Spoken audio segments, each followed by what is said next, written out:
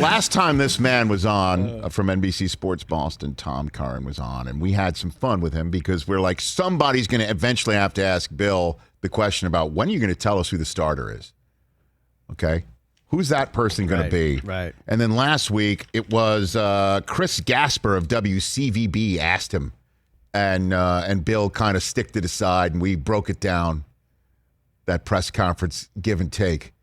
So, best to our knowledge, Tom hasn't asked the question yet. So I guess Chris did it last time. Now that was the last preseason game. Tom took a shot at it, I do believe, today. And the rounds made it on the NFL Network Media Group email chain about, this happened, that happened. This is what Bill had to say. And I came to work today listening for the soundbite. Had no idea it was Tom. But here, let's check his work before he joins us on the program. This is Tom asking the question to Bill today. As we sit here trying to figure out who the starting quarterback will be, isn't it better for you to drag out giving that intel to the Miami Dolphins so that they don't know? This isn't like baseball. We have to announce it. Do you have to announce who your starting quarterback is to the world? And is there an advantage in your preparation if your opponent doesn't know? Freeze it. Okay. Well done. So Tom went multi-layered approach. He went with a barrage of questions. A couple of them yes or no, but the one key one was to go with the strategy about someone else. Trying to think. You went cat and mouse, not just like, when are we going to find out? Like straight through the front door. When are you going to tell us? Like, do you not have to tell us? Like, isn't it better for you to not even tell us? I mean, there's so many levels. I don't even know if that's four-dimensional chess. All right, here's Bill's response. Yeah, again, I would just say, Tom, that what we're going to do is what we feel is best for our football team, and that's what it'll be. So that's really the bottom line. There's a lot of different things to talk about, but whatever it is, it'll be what we feel is best for the team, like we always do. Yeah, and would it be best for the team to keep that under wraps? Or would it be best for the team to know what the situation is at certain positions? Yep. We'll do what's best for the team.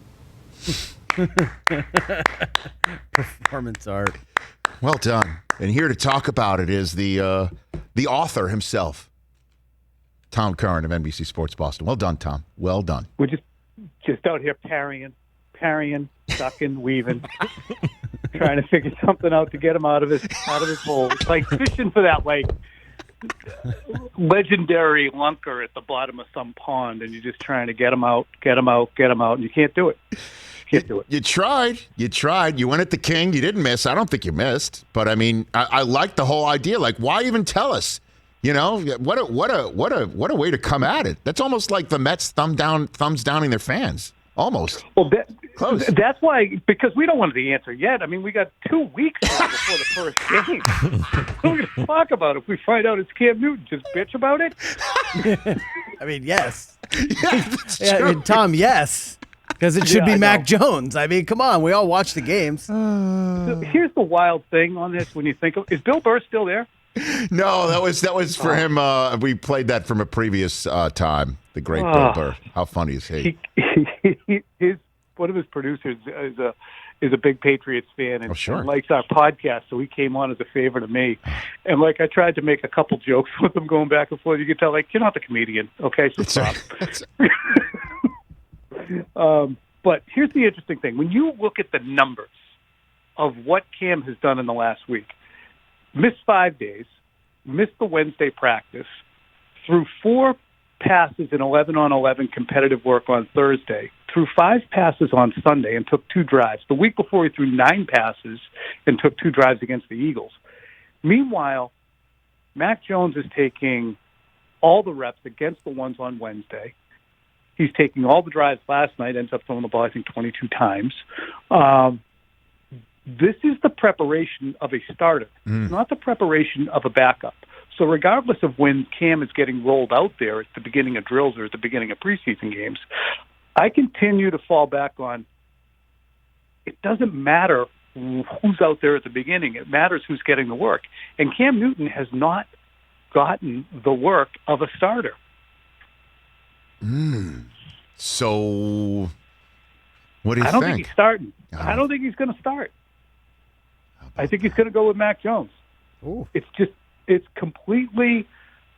I mean, I went back to 2001. In the 2001 season, Drew Bledsoe's second year under Belichick, Bledsoe played in the fourth preseason game, and he ran 7 drives in that game. Mm-hmm.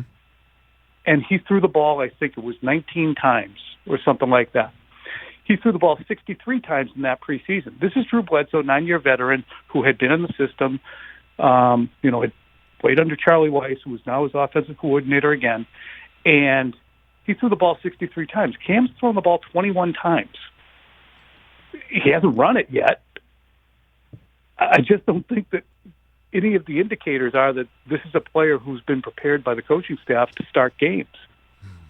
They just haven't told him yet. It just makes kind of sense to me that Cam is there if the rookie gets hurt.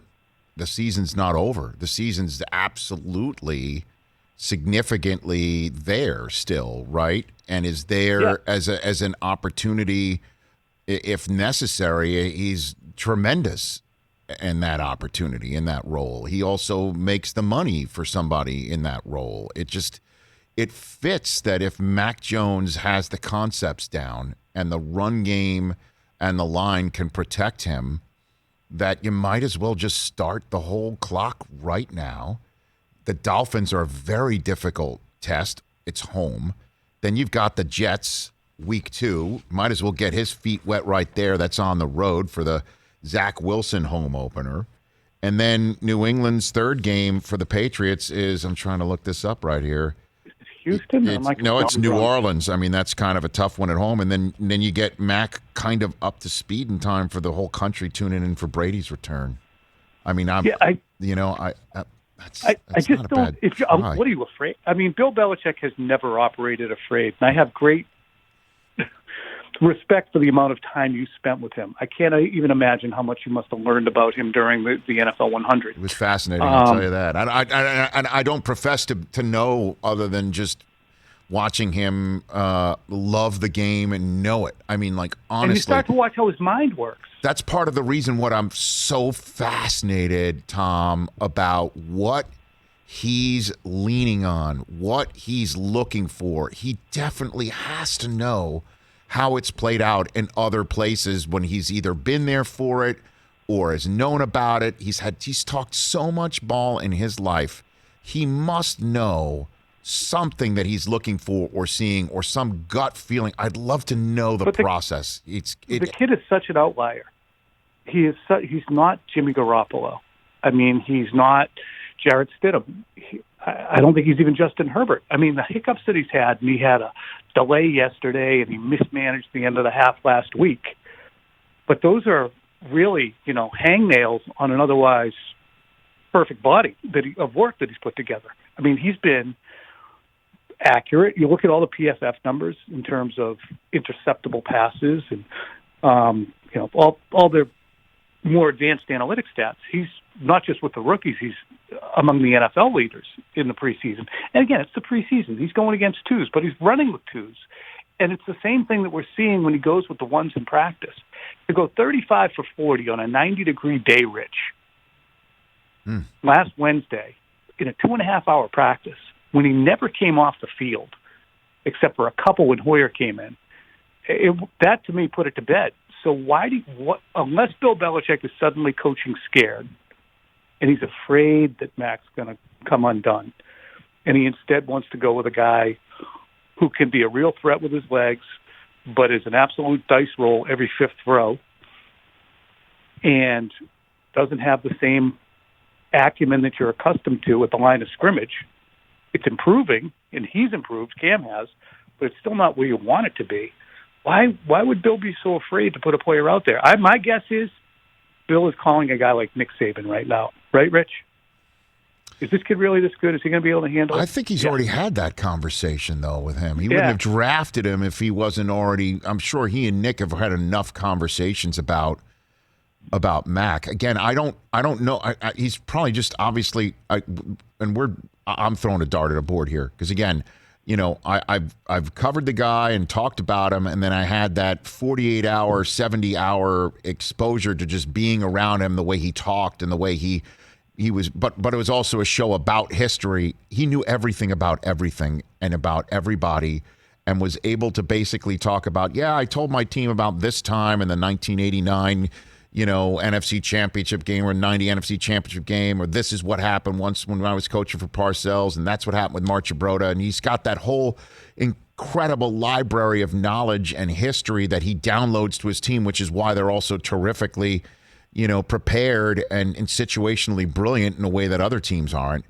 But I don't know what he's looking for. He might just go on his gut and feel, and it might be something that he leans on somebody else. I don't know at all, just for confirming his belief. And also, he also saw what Brady looked like in that training camp that led to Bledsoe getting the start until week 2. And right, the story goes that Brady had the better training camp, and so he 100% did. I mean, I'm sitting there every day during camp and going, he looks better than the other guy, and that's part of the reason Bledsoe was out there until, as I said, almost halftime of the 4th preseason game. Brady was pummeling him in the competition, but Bledsoe had just signed a 10-year, $103 million contract, 8 months earlier. So we weren't saying he's in trouble. But to me, when we look at the concrete things, the number of reps, the amount of time that he spent on the field, the number of throws he's had, how he's looked, what his teammates are saying about him, it points to him, Mac Jones, starting. When we point to Cam starting, what really recommends him? The fact that he's started 3 preseason games and been out there first and been the first guy in drills, and that Bill said he was the starter, and then he started attaching caveats to it as the time went on. So I'm going to believe what my sniffer's telling me. And if he doesn't start, then this was not a merit-based competition. There was something else that Bill was beholden to, whether it be I'm afraid of Mac getting ruined, or I feel loyalty to Cam. Tom Curran here on the Rich Eisen Show. Before I let you go, the topic du jour in sports is, Javi Baez flipping the thumbs down, and a couple of Mets doing that, and we find out it's their way to, band together against fans that have booed them while they were struggling. Was Brady ever booed in New England? Have you ever heard Brady get booed at Gillette? Did that ever happen at any time? Yeah, the team got booed at halftime, I think, of the Denver game in 2013 when they fell behind 24-0, and ultimately they come back and win the game. Right. Welker had the punt drop in overtime, but I think there was some booing as they headed into halftime, and they also fell behind the Niners that year, 24-0 by halftime in a Colin Kaepernick authored game.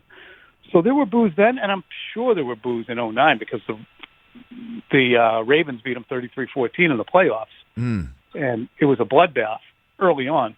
But I think booing is, to me, they're not repudiating you as a human being. They're weighing in on your particular performance at that moment, and it's entertainment. We're not friends. I mean, it's just, I paid for my ticket. I drove in here. I sat in traffic. I bought an $8 hot dog and a $6 drink, and I'm sitting here in the sweltering sun with sweat going down my back and to my crack, and you guys stink. So Brady has been booed in Gillette, but you had to really sit there and think about it, and it wasn't particularly Brady. It was just the collective Patriot team. Yeah, it was just the collective. All right. And it was scattering boos. I'm sure that there were some people who had dogs named Brady and Brewski. Was don't you dare! Like Chickless, whose birthday it is today. Hey, thanks for asking the question today. So I guess what's the ultimate? Do you think we'll know? Do you think Bill is going to just keep it to himself? Like, why would Brian Flores need to know? Should know, well, right? I really think he said a couple things today that I thought were indicative that he's going to probably make the decision before the end of the week. Okay. Which is too bad because I just put a bet on it with Michael Felger, media mogul up here, that he wouldn't announce it until sometime in the future. Okay. So we could lose this bet. Tom, thanks for the call. We'll chat. All right, Definitely. guys. Yeah. Look for it again. That's Tom E. Curran, as he's known on Twitter. I follow him. You should as well. Hey, you watched all the way to the end. Thanks for that. Watch more right here.